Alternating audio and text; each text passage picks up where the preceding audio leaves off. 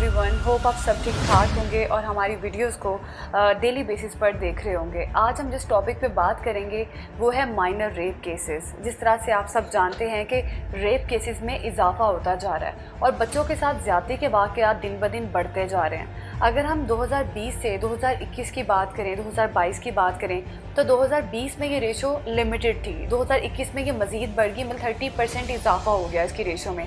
और 2022 के स्टैट्स भी कुछ अच्छे नहीं हैं और ये दिन ब दिन बढ़ती जा रही है। और पंजाब से सिंध तक डिफरेंट सूबों में बच्चों के साथ ज़्यादती के वाक़यात आम हो चुके हैं। जिस तरह से आप लोगों को यकीनन इस चीज़ का आइडिया होगा कि ये बच्चे जो न्यू जनरेशन है ये पाकिस्तान का मुस्तकबिल है। इन्हीं में से बच्चों ने कुछ बहुत बड़े सियासतदान और कुछ बहुत अजीम शख्सियात बन सकती हैं, लेकिन इन्हीं फूलों को कुचल दिया जाता है। और ऐसे वहशियाना लोग जो ऐसे वहशत रखते हैं उनको जेलों में अरेस्ट करने की बजाय वो खुलेआम रेप करते हैं और वो खुलेआम फिरते हैं। तो इस पे हम बात करेंगे आखिर इसके पीछे क्या वजूहात है। हमारे साथ मौजूद हैं रिदा, और रिदा जो है वो सीनियर रिपोर्टर रही हैं क्राइम की और अभी भी काम करती हैं, फील्ड में जाती हैं। इनसे हम जानेंगे कि आखिर दिन ब दिन इन केसेस में इजाफा क्यों होता जा रहा है और अब तक से लेकर 2020, 21, 22 तक क्या स्टैट्स रह चुके हैं। तो जी Rida, thank you so much for your time. Firstly आप मुझे बताइएगा कि क्या सिचुएशन है कि रेप केसेस में इजाफा होता जा रहा है। अच्छा, एक्चुअली जब मैं पहला फीचर लिख रही थी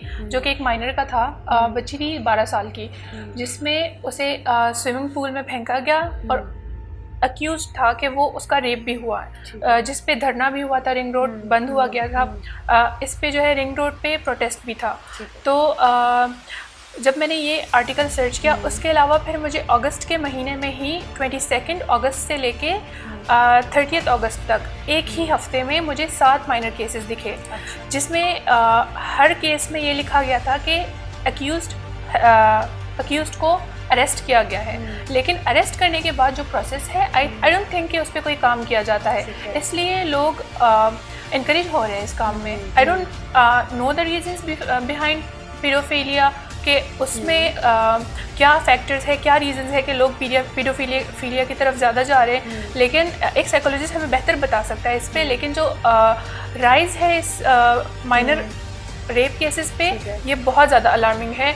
और एक ऑर्गेनाइजेशन है साहिल के नाम से, जो स्पेसिफिकली इसी चीज़ पे काम करती है कि चिल्ड्रन के साथ जो अब्यूज़ होता है, सेक्सुअल असॉल्ट होता है, तो उसमें कितनी परसेंटेज का इजाफा हुआ है। फॉर इंस्टेंस अगर हम 2020 की बात करें, उसकी रेशो कम थी 2021 से, 30% ऑलमोस्ट इसमें इंक्रीज़ आया है। और इसमें एक और चीज़ है कि जो रूरल एरियाज़ में था 2020 में केसेस 35% माइनर रेप केसेस थे, लेकिन अब 2021 में 45% रेप केसेस देखे गए माइनर्स में सिर्फ। अच्छा रिदा, आप क्या समझती हैं कि ये साइकोलॉजिकल इश्यूज़ होते हैं लोगों को, या फिर जिस तरह से आपने बात की कि इंकरेजमेंट मिल रही है लोगों को? जाहिर सी बात है, अगर कोई अक्यूज़ पकड़ा जाता है, पुलिस अरेस्ट करती है, लेकिन उसके बाद उसको छोड़ देती है, मतलब बड़ी बासानी इनको बेल भी मिल जाती है और इस तरह से लोग इंकरेज हो रहे हैं। आप क्या समझती हैं कि क्या हमारी लॉ एंड ऑर्डर सिचुएशन कमज़ोर है, या हमारा साइकोलॉजिकल फैक्टर भी इसमें बड़ा मैटर करता है, या लोग साइकोलॉजिकल जो ऐसे लोग हैं जो रेप करते हैं बच्चों के छोटे छोटे,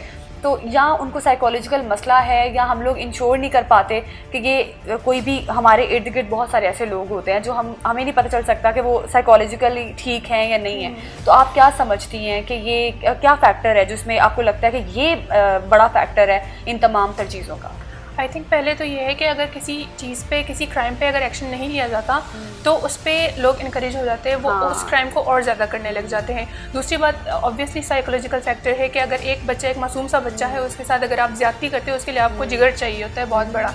तो ऑब्वियसली ये साइकोलॉजिकल कोई मसला है किसी, और ये मसला बढ़ता जा रहा है और इनको आई थिंक थेरेपी की ज़रूरत है, जो कि अवेलेबल नहीं है। लोगों को थेरेपी अगर मिलती है तो वो उसको अवेल करने से भी मना करते हैं, क्योंकि इसमें स्टिग्मा है।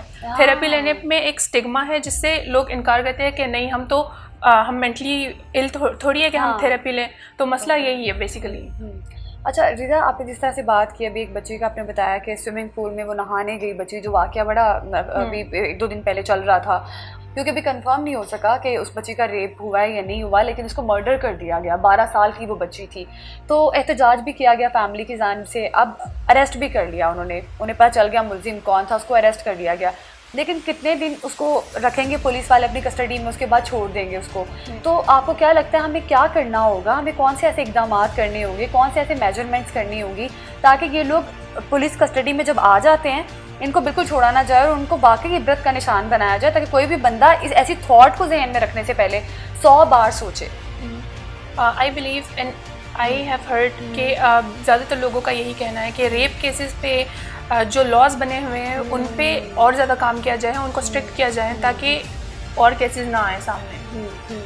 अच्छा रिजा, मैंने इस तरह से कोई आर्टिकल पढ़ रही थी, उसमें सिंध का जिक्र था कि सिंध में किसी बच्चे का रेप हुआ तो वहाँ पे उन्होंने उसको सजाए मौत दे दी।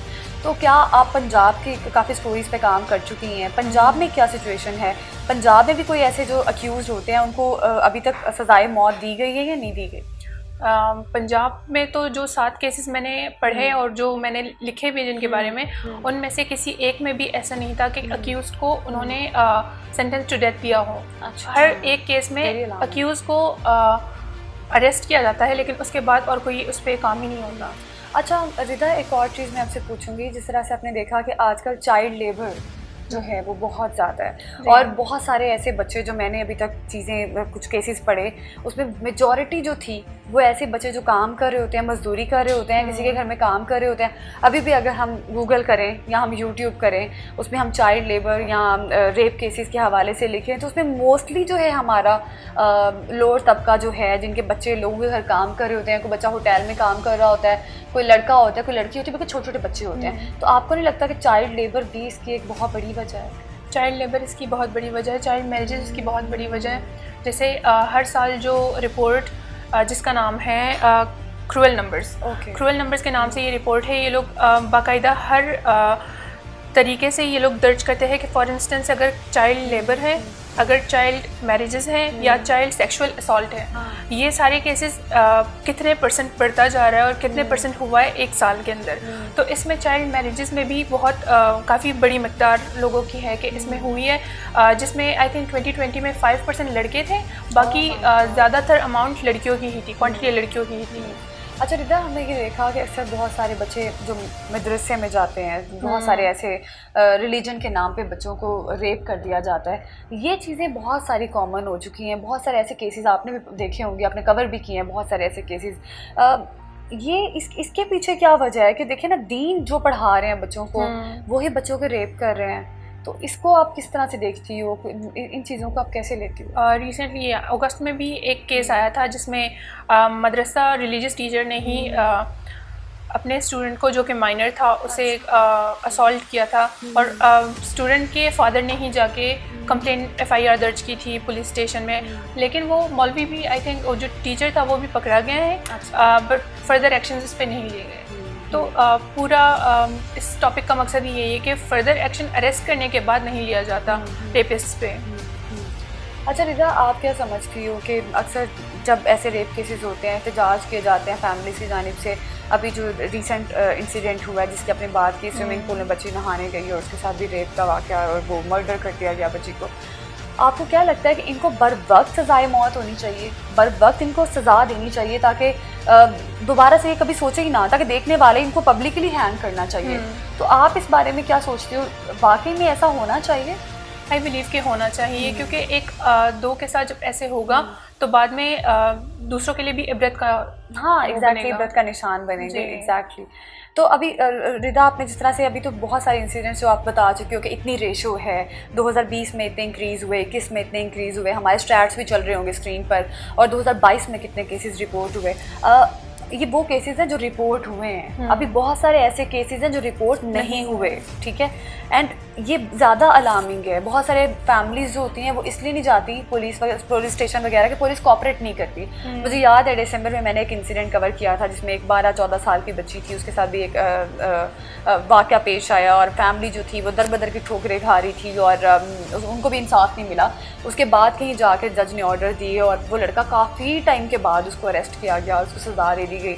लेकिन इस चीज़ का मैं समझती हूँ कि एक ही तरीकाकार है कि इन्हें पब्लिकली हैंग किया जाए, और आप भी इस चीज़ पे मुतफिक हैं कि इन्हें पब्लिकली हैंग किया जाए। और बहुत सारी चीज़ें, बहुत सारे ऐसे केसेस जिनकी रिपोर्टिंग नहीं होती उनकी भी रिपोर्टिंग होनी चाहिए, ताकि हमारी पुलिस इतनी मुतहरिक होनी चाहिए कि उन केसेस को भी रिपोर्ट करे। जी तो थैंक यू सो मच रिदा, आपने हमें टाइम दिया और यकीनन हम दूसरे लोगों की भी आवाज़ बनेंगे ताकि वो भी इन केसेस को देखें और जो लोग जो केसेस अभी तक रिपोर्ट नहीं हुए उनको भी रिपोर्ट करना चाहिए। और पुलिस जो है इसमें मेजर फैक्टर है ताकि वो लोगों को इंसाफ दे सकती है, वो इसमें अपना किरदार जो है बखूबी अदा करे।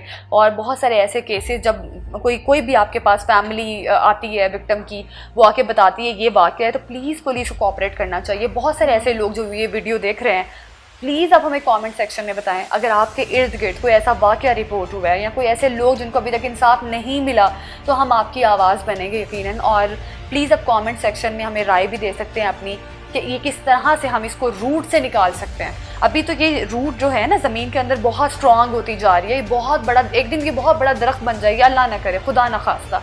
लेकिन वी वांट कि हम इस चीज़ को सब मिलकर यूनाइटेड होकर हम इस चीज़ पे काम करें। प्लीज़ कमेंट सेक्शन में अपनी राय दें। कमेंट सेक्शन में अगर आपके पास कोई ऐसा इंसिडेंट है, आप अपना नंबर, अपनी कोई भी डिटेल्स हमें कमेंट सेक्शन में दे सकते हैं। प्लीज़ इस वीडियो को देखें, इसको शेयर करें ताकि हम आप लोगों की आवाज़ बने, आप लोगों को इंसाफ का ज़रिया बने। So thank you so much. आज का हमारा ये टॉपिक था, हम आप सबकी आवाज़ बनना चाहते हैं। आपके जहन में कोई भी टॉपिक है, कोई भी स्टोरी, कोई भी इंसिडेंट आपके साथ अगर रोनुमा हुआ है, तो प्लीज़ आप हमें ज़रूर बताएं। Thank you so much.